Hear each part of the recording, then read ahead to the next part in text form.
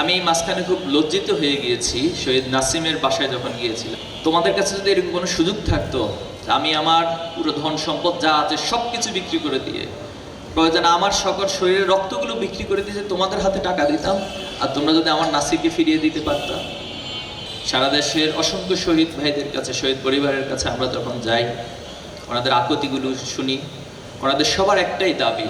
আমরা যখন জিজ্ঞাসা করি আপনাদের দাবি কি, আমি মাঝখানে খুব লজ্জিত হয়ে গিয়েছি শহীদ নাসিমের বাসায় যখন গিয়েছিলাম। শহীদ নাসির ছিল তামরিন মিল্লাত কামিল মাদ্রাসা টঙ্গী শাখার শিক্ষার্থী, তার বাসা গাজীপুরে।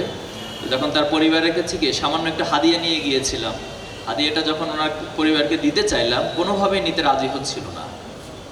তখন ওনার মা পর্দার পাশ থেকে কান্না করে বলতেছিল, বাবা, তোমাদের কাছে যদি এরকম কোনো সুযোগ থাকতো, আমি আমার পুরো ধন সম্পদ যা আছে সব কিছু বিক্রি করে দিয়ে, প্রয়োজন আমার সকল শরীরের রক্তগুলো বিক্রি করে দিয়ে তোমাদের হাতে টাকা দিতাম, আর তোমরা যদি আমার নাসিরকে ফিরিয়ে দিতে পারতাম। এই সামর্থ্য আমাদের কারো কাছে নেই।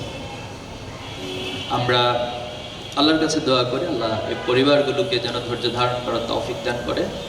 এবং শহীদ পরিবারের একটাই আকুতি, তাদের সন্তানরা, তাদের পরিবারের সদস্যরা যে যেন জীবন দিয়ে গিয়েছেন, এই জমিনে যেন সেটা বাস্তবায়িত হয়। নিঃসন্দেহে শহীদদের আকাঙ্ক্ষা ছিল এই জমিনে ন্যায় প্রতিষ্ঠা করা, এই জমিনে বৈষম্য মুক্ত করা। এখানে কেউ অন্যায়ভাবে কারো উপর জুলুম করবে না, চাঁদাবাজি করবে না, কেউ কারো উপর কর্তৃত্ব খাটাবে না, কেউ কারো উপর তার ক্ষমতার দাপট দিয়ে তাকে নির্যাতন করবে না, জুলুম করবে না।